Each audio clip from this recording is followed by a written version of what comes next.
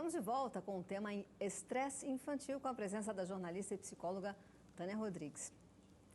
Ô, Tânia, como é que a gente, agora uma parte mais técnica mesmo, como é que a gente pode perceber que o nosso filho está estressado? Quais são os sintomas?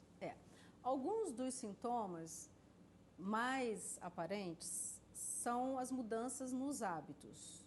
Então, ele começa a mostrar alteração do sono, a criança começa a mostrar irritabilidade, agressividade, intolerância.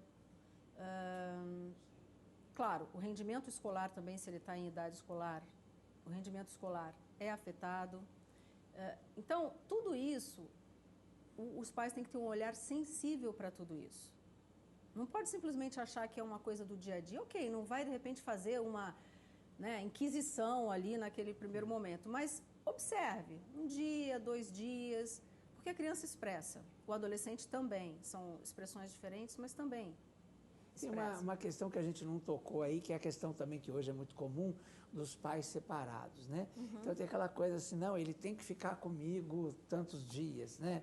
A alienação parental. Aí vai, é uma outra casa, é uma outra vida, às vezes tem uma madrasta, né? Enfim, tem toda uma outra relação, aí volta depois de 15 dias para sua casa. Acho que isso não estressa a criança também? Pode estressar no primeiro momento, mas a criança tem também a capacidade de adaptação, dependendo de como esses pais separados lidam com a separação. Porque quando você mencionou a separação, hoje discute-se muito a alienação parental, que é uma violência com a criança, é uma violência com os filhos de pais separados, né? Que o adulto não tem o direito de exercer sobre a criança uma violência como essa. O adulto que decidiu casar, ter filho e se separar, não importa se foram os dois ou se foi um dos dois, já é fato, o filho não tem que pegar essa carga para si. Porque num primeiro momento, a criança já se sente responsável pela separação dos pais, né? Isso é natural, é instintivo na criança. Ela não tem nada a ver com aquilo, mas o que aconteceu? Meus pais se separaram, eu sou culpado. Né? Então, isso já é um estresse para a criança, é uma violência. E a atitude dos pais em relação à separação torna, muitas vezes, essa sensação mais aguda, o que gera danos terríveis para a criança. Fora a alienação parental, existe também a situação das casas diferentes. Aí são hábitos que passam a ser diferentes. Numa casa tem um horário, noutra casa tem outro horário. Numa casa se come isso, noutra casa se come aquilo. Uma se fala palavrão, na outra é proibido falar palavrão. Exatamente. E eu acho que quando é criança pequena, ainda os pais que têm um bom relacionamento conseguem minimizar esse estresse. Quando a criança começa a ficar mais autônoma, pré-adolescência e adolescência, talvez isso possa se acentuar. Por quê? A mãe acha que pode fazer tal coisa, o pai acha que não. Mas o pai acha que pode fazer tal coisa que a mãe acha que não. Quando a criança começa a ficar mais autônoma, ok, pode ir ao cinema sozinho? Pode. Aí o outro do outro lado diz, não pode. Pode ir no shopping sozinho? Pode. Não pode. Então cria-se aquela... Como a gente fala, né? Cabo de guerra, mais ou menos isso, e a criança está no meio, né? Então, nós adultos temos que ter muita clareza e responsabilidade com isso. Quanto à adaptação, Leão, que você falou, não é tão difícil para a criança se adaptar aos hábitos diferentes em cada casa, e ela tem que saber que ela vai ter que passar a respeitar os hábitos diferentes em cada casa, né? Então, claro que se são coisas extremas, às vezes a própria criança expressa, não quero ir, não quero ficar lá. Porque geralmente, depois de uma separação, ainda hoje, os filhos ficam com a mãe. Ainda, na maioria, está mudando muito isso, mas ainda na maioria os filhos ficam com a mãe. Então, se ele está muito adaptado à casa da mãe, aos hábitos ali, e na casa do pai são hábitos muito diferentes, pode expressar que realmente não quer. E se ele for obrigado a isso, claro, vai gerar um estresse. Vai gerar um estresse que vai repercutir na vida dele, nos relacionamentos, na escola e tudo mais. Ô, Tânia, o que a gente faz com uma criança estressada? Adriana, é preciso ver o estágio em que ela se encontra. Foi um fato pontual que causou aquele estresse? Ok, vamos tentar solucionar aquele fato. Não quero fazer aula de piano.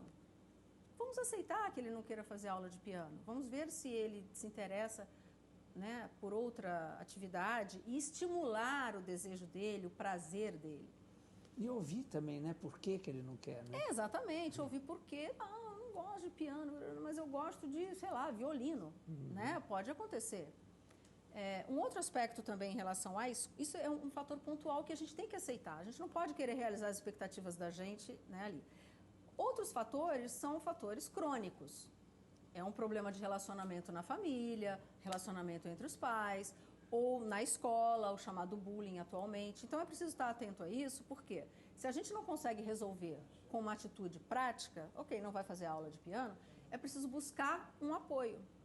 E esse apoio, né, geralmente, a gente busca num psicólogo. E essa família vai passar por um psicodiagnóstico, que nem sempre indica a terapia da criança, pode indicar a terapia dos pais. A maioria das vezes, né, Tânia? Né? No final das contas. contas. Das vezes. Ou a terapia familiar, até. Né? Posso concluir mais um aspecto desse? Claro. A escola, que é um estresse muito grande para a criança, quando ela começa a ter dificuldade em uma determinada matéria. Matemática é muito comum, né? Aí a gente sobrecarrega de aulas particulares de matemática. Mas não olha o aspecto daquela disciplina em que ele tem muita facilidade e que ele poderia estar aproveitando de outra forma em grupo. Por exemplo, adoro português. Vamos a livrarias, vamos compartilhar grupos de leitura com seus amigos, vamos criar atividades assim, para também reforçar aquele aspecto, né, da facilidade positivo, dele, né? Positivo. Ali ele se reestabiliza, se reorganiza, e isso pode favorecer a aula extra que ele tem de matemática, que é necessário ter, tudo bem, ninguém está dizendo que não é. Mas ele pode se sentir mais confortável e mais confiante, porque aqui ele tem um êxito muito legal. Claro. Né? Agora, tem uma outra coisa, a gente falou muito ali, a gente viu muito na matéria, vamos ocupar as nossas crianças, né? Além de brincar, a criança também precisa de um fazer nada, né? Nada. Zero. Até nós, né? Exatamente. Até nós. Nós vimos ali, em alguns depoimentos, a culpa dos pais. Os pais se sentem muito culpados hoje em dia pela falta de tempo que tem para ofertar aos filhos. Né? Então, vamos colocar aqui, ali, ocupar. É uma culpa dos pais. Ou comprar presentes 1000. Todo dia chega em casa do trabalho com 1000 presentes. Né? Isso não é legal. Porque a criança gosta de presente? Gosta. Óbvio que se ela continuar ganhando presente, ela vai gostar do presente, mas ela está sentindo falta de alguma coisa. Né? Então os pais valorizar o presente também.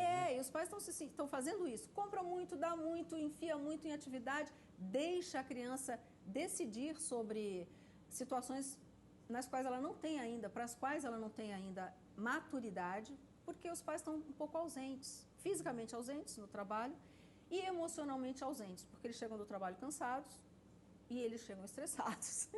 E eles muitas vezes não têm o tempo para dedicar ao filho, então isso, na intenção, supre, né? A gente não está dizendo que isso é feito por maldade, né? Ou por descuido, mas acaba sendo uma rotina do dia a dia. Então, os pais precisam parar um pouco, né? Com esse, vamos comprar, vamos enfiar em um monte de atividades e tal, e vamos dar um pouco mais de atenção, reservar por dia um período exclusivo para aquele filho, brincar com ele, no final de semana tentar levar. Acho que esse fazer nada é importante até para a criatividade, né? Para a criança poder pensar, ficar com ela mesma. É o ócio criativo, né? Exato. É aquilo que a gente falou, brincar, descansar, que envolve dormir ou fazer nada, e estudar, que é a responsabilidade dele, que é algo que é benéfico e vai ser bom para a vida dele, né?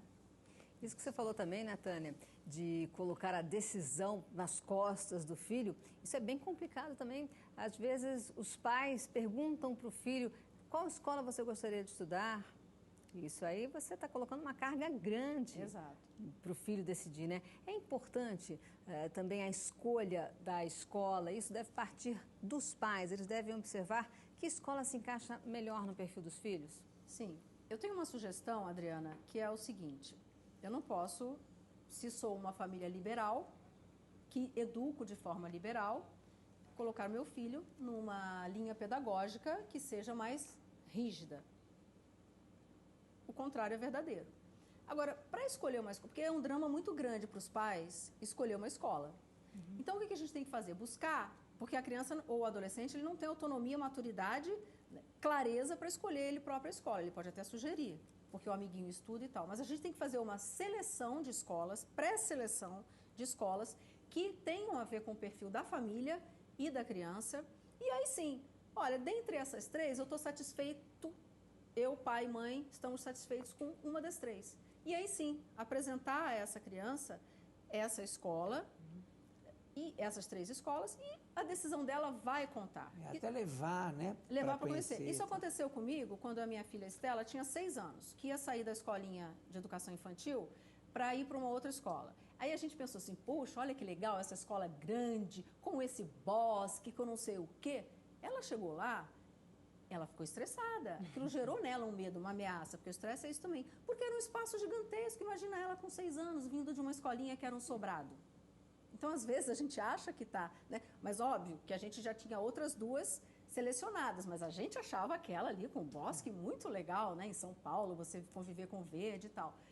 Quando a gente apresentou as outras duas para ela preferiu uma das que, na idade dela, ainda estudava na escolinha Casinha Sobradinho. Só a partir dos 7 anos mudava de prédio e a partir dos 9 mudava para o prédio maior. Então, veja como a criança se sente. Ô, Tânia, aqui para encerrar a nossa conversa, dá uma dica para os pais, para eles não estressarem tanto os filhos. E não ficarem tão culpados.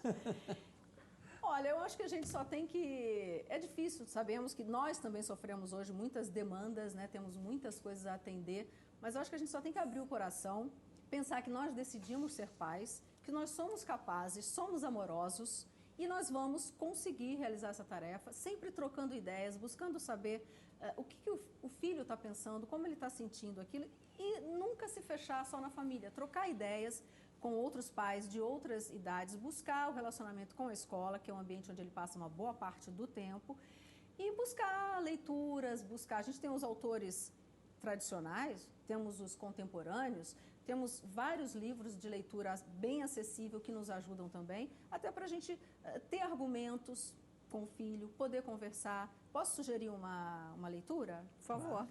Uma leitura, olha, muito legal para gente grande entender melhor a criança, né?